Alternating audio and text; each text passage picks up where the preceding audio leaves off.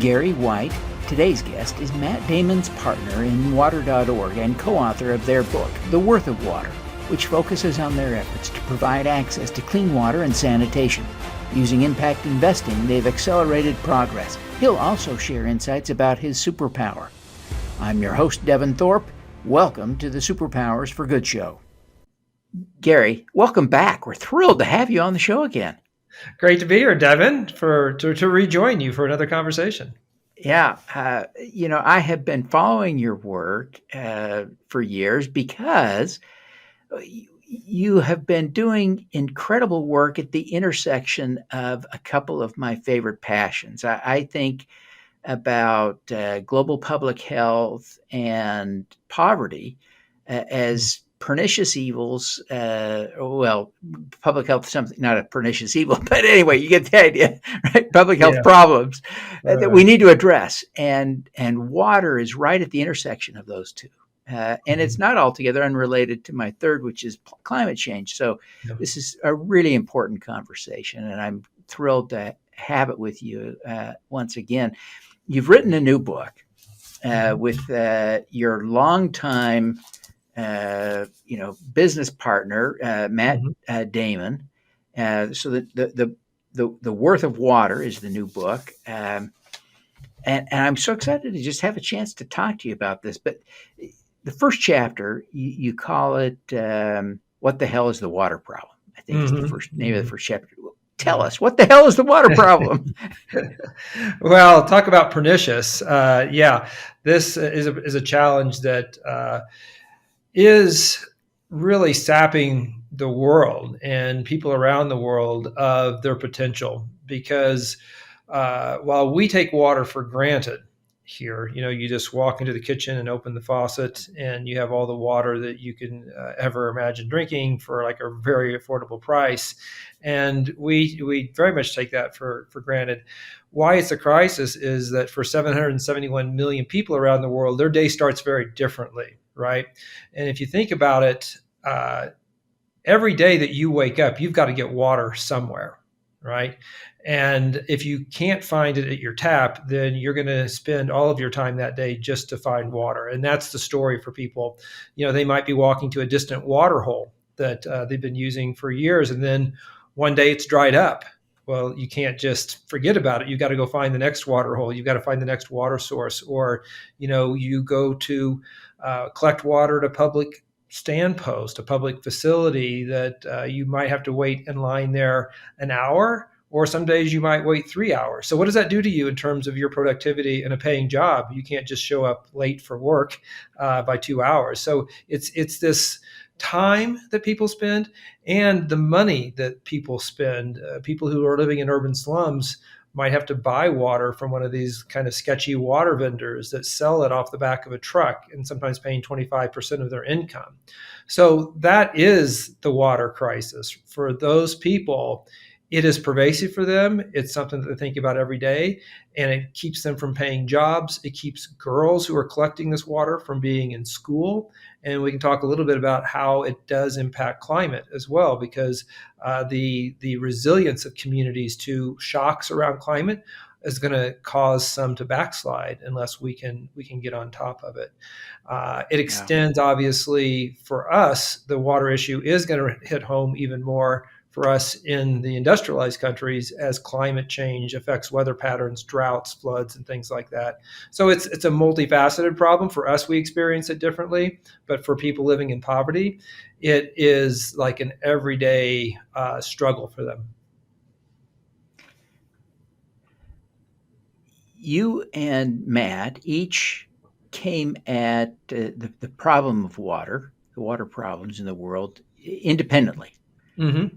And there is, you've got clever names for your chapters in the book, but the chapter on how you two brought your organizations together is called The Meet Cute. Of course, a film reference. Why don't you take us through the story? How did you two connect and come together to work on this? Hmm. Sure.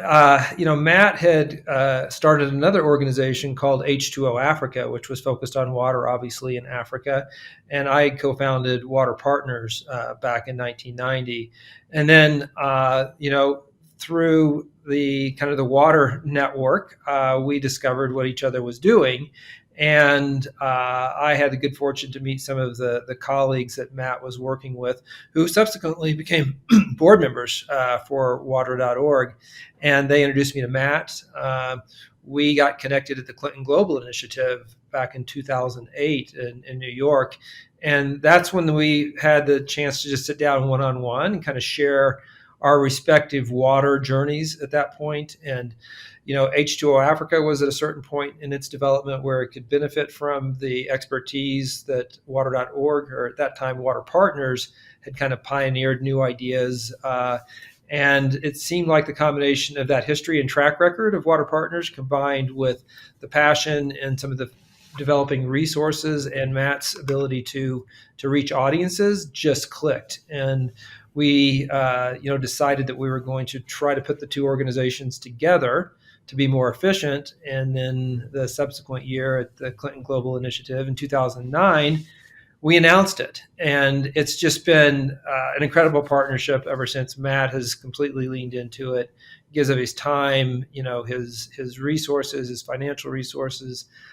He works with us on relationships like we have with Stella Artois, where we do some things in collaboration with them, and then he donates all of his fees from that back to water.org. So he is, in addition to all that, he is now one of the world's water experts, because the guy's so smart and he immerses himself in strategy, travels the world with us to meet people, learn from them, and have greater impact. I sometimes get a little annoyed that because I have interviewed Bill Gates twice, Mm-hmm. people who need money reach out to me to ask for an introduction to Bill Gates. Mm-hmm. I can only imagine that you are asked about Matt far more than you want to answer. But at the Mm-hmm. same time, you're on a short list of people who know Matt really well. Mm-hmm. Um, and he is essential to your work. I Mm-hmm. wonder if you would just take a minute and tell us what it's like to Mm-hmm. work with Matt, and what Matt is like as a business partner. Mm-hmm. Well, I think as any good business partner, he gives mind share to the issue, to the business, if you will.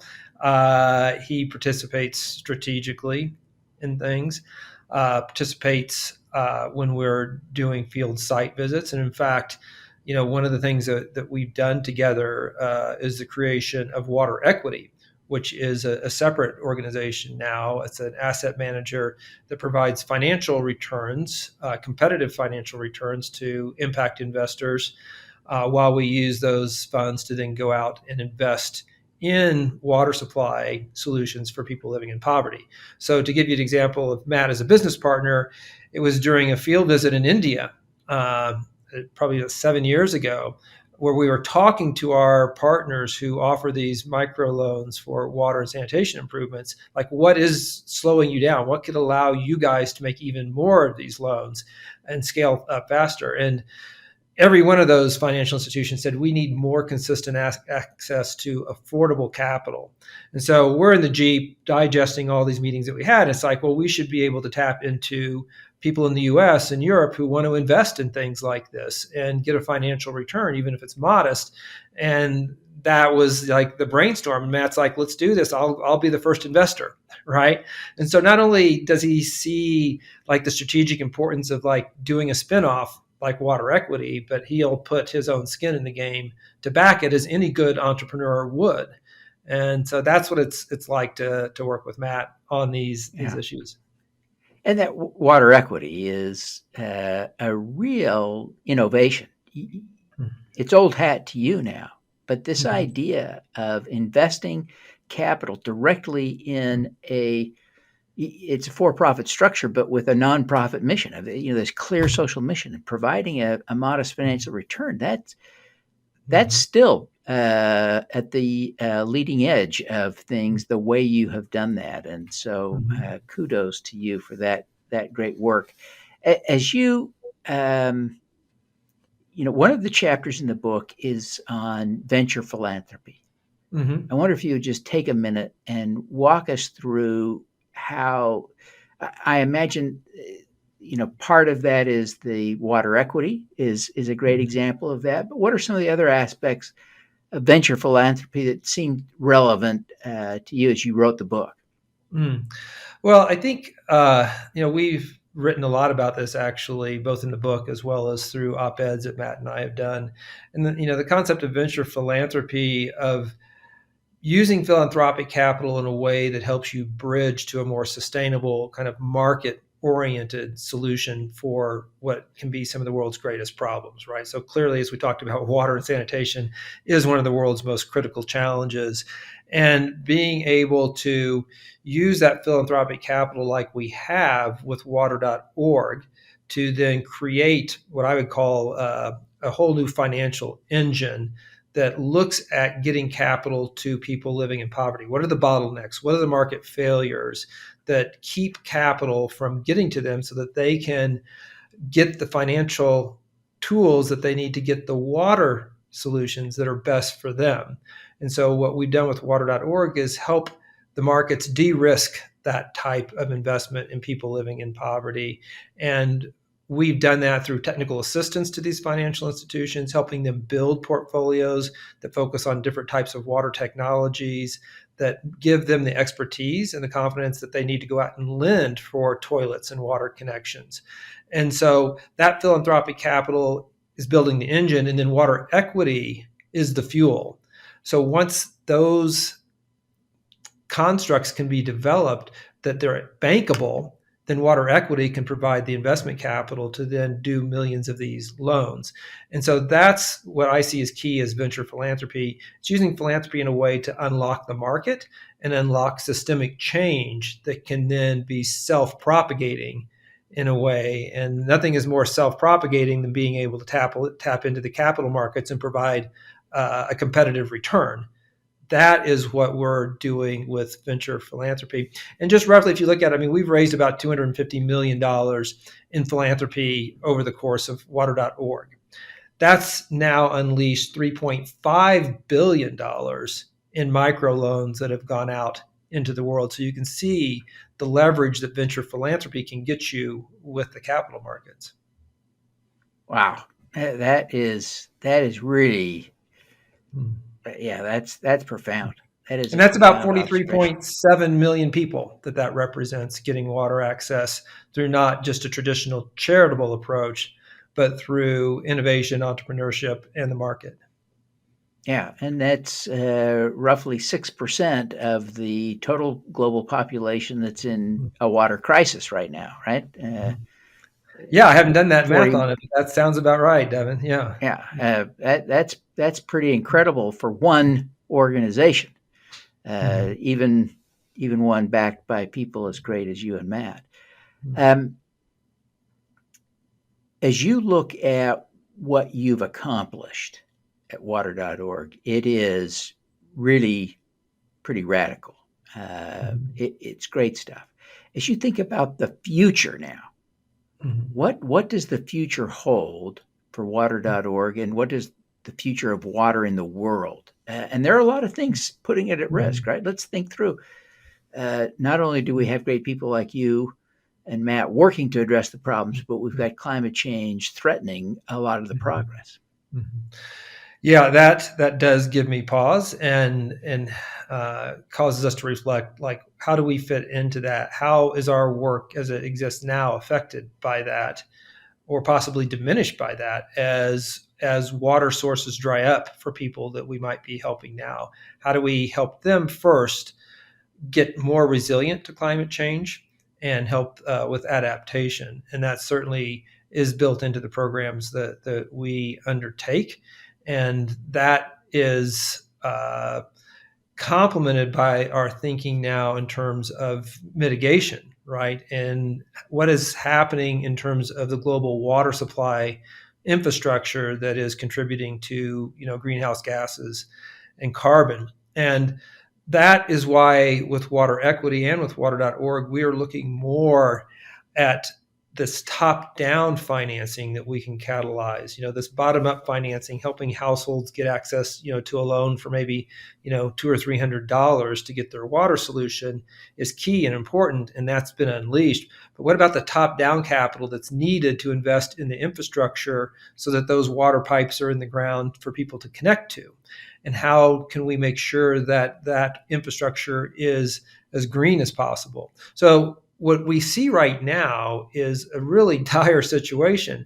If you look at water and the energy, the carbon footprint, if you will, of water, take California, for example. 25% of all of the electricity that's used in California is used to pump water, to move it to where people are, to treat the water and distribute it, right? And then you kind of extrapolate from that and say, okay, maybe not everybody has that much energy going to water and sanitation, but it's a lot. And then you look at the water losses. So across the emerging markets, it's not atypical for a water system to lose 50% of the water that gets put into it because of antiquated infrastructure, broken pipes, poor billing, et cetera. So then you say, oh my gosh, this carbon footprint is massive. And it's one thing if you're using carbon and have a footprint for things that are really providing great financial and economic good. But when 50% of the water leaks out, 50% of all of the financial impact is completely lost. That is like zero return carbon that you're getting. Yeah. So what we're going to be doing more and more of is investing from the top down in this infrastructure for two things.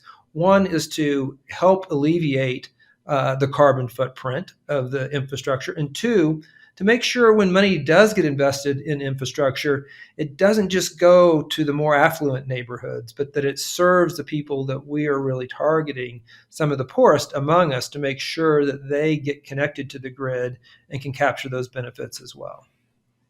Yeah, well, that is profound work. That is exciting work. That's critically important work. So I commend you for tackling that. Gary, you probably remember that after our last interview a couple of years back, I included you in my book, Superpowers for Good. We talked a little bit in our last conversation about your superpower, and you described it as tenacity. And that is, a great superpower. And obviously you've done a lot with it. I wonder if you reflect on that, can identify in your experience a particular example when tenacity was really an essential element in a success?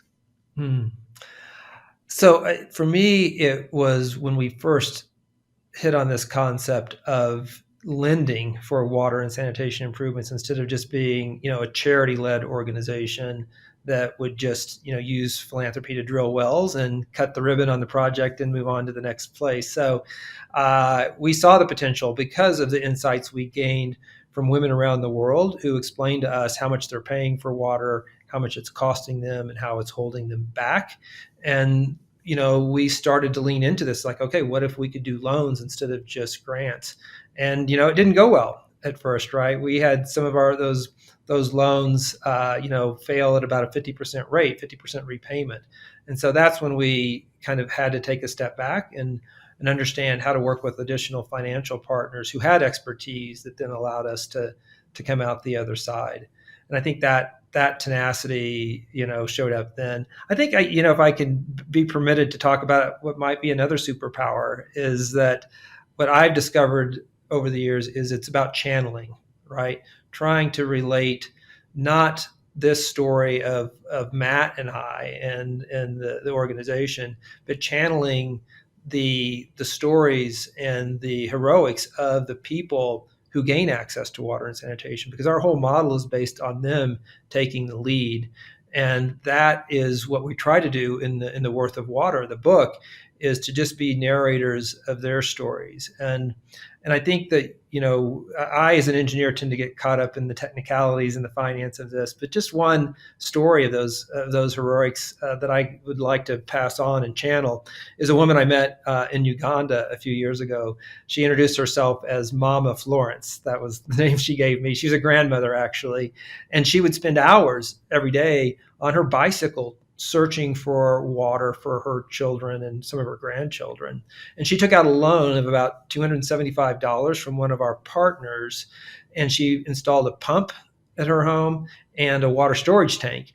And she now was using that water, obviously, to improve the health of her family, but she also was growing a garden with the water and using the vegetables for better nutrition. Some of those she was feeding to pigs that she was now raising and selling.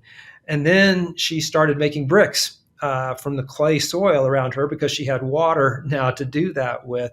And so she was selling the bricks, and then she built some small rooms near her house so that she could then rent those out.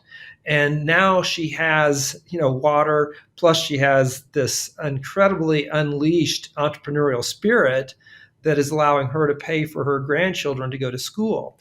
So this is like why water, right? It's not just the downside, but it's the upside potential. And we don't realize how much it unleashed all of this global economic engine that we are, but it did. No city ever started or grew up without having access to water. And no family can realize their potential until they have access to water. That is really a great example. And the principle you're talking about, the superpower of channeling, I think is a critically important one. And I think it's one that we're just trying to explore and understand better. It's a relatively new concept. You've helped on the forefront of this work, right? To push the work to local people, to make sure local people are involved, right? This, which is all part of channeling, right? Making sure that the work we do as nonprofit leaders is about the people we're helping and not about us. It's tempting to make it about us. And so tell us a little bit more about how you and Matt try to use this superpower of channeling to make sure that your work is more effective.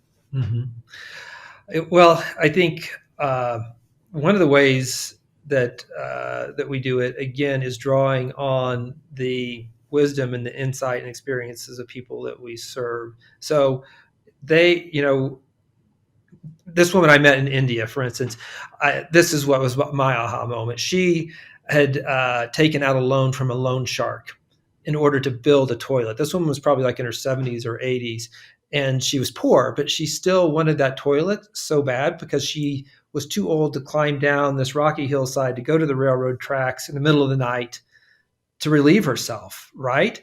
And so this is what she invested in. She went to a loan shark and took out a loan for 125% interest on that loan. She didn't realize that necessarily, but she knew how much she was paying. I did the math, and it's just like, oh my gosh, this woman and her experience is what is informing how we design water credit and how we see the potential for that to work.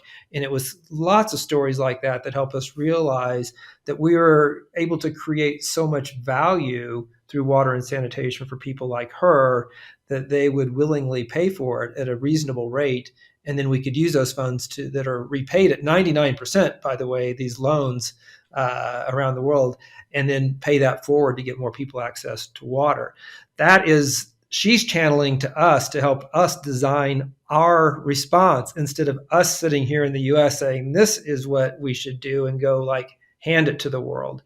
And that's the channeling works in all the directions. And of course, with Matt, he has the potential as a storyteller to channel these things as well. And that's frankly why we wanted to write the book. Because we felt like we have, used lots of different methods to kind of reach people, but this is one that really draws on his ability to tell stories and to personalize it so that, people will pick up the book. And he and I are donating all of our fees for the book back to water.org. So every book purchase actually helps people get more water and sanitation. And so we're hoping it'll take off and people will introduce it at their book clubs, buy a copy and hand it off to a friend, so that the people who we are serving's story gets out there. Yeah. Well, let's talk a little bit here as we wrap up, just about where people can find it, where they can learn more about you and Matt and your work at water.org. I suspect water.org might be a relevant location for getting more information, right? But tell us a little bit more about, the book and in terms of where to find it and that sort of thing. No, it's Penguin Random House is the publisher, and so obviously any place you can buy books, obviously you can pre-order it on Amazon now, and lots of other outlets where you can pick up the book. I think that with the book itself has some ideas there for people and how they can get involved more.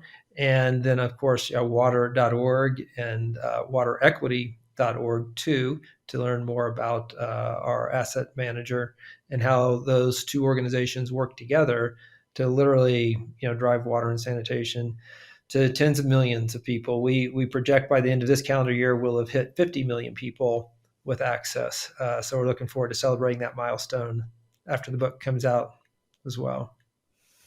Fantastic. Well, Gary, again, thank you so much for being with us.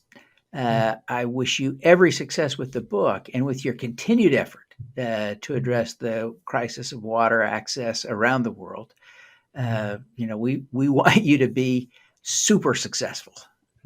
Thanks, Devin, and thanks for giving us a platform to reach more people and for all you do to inspire social change as well. Well, thank you. Let's do some good. All right. Thank you for tuning in to the Superpowers for Good show. Twice each week, we host changemakers who share their impact, insights, and superpowers. Don't miss another episode. Subscribe today at superpowersforgood.com. That's superpowers, 4, good.com. Be super empowered. Get your copy of the book, Superpowers for Good, as an ebook, audiobook, paperback, or hardcover edition via your favorite online retailer. Interested in having me speak to your company, organization, or association? Visit devinthorpe.com. Then let's talk. Now, keep using your superpowers for good. Together, we can reverse climate change, improve global health, and eradicate poverty.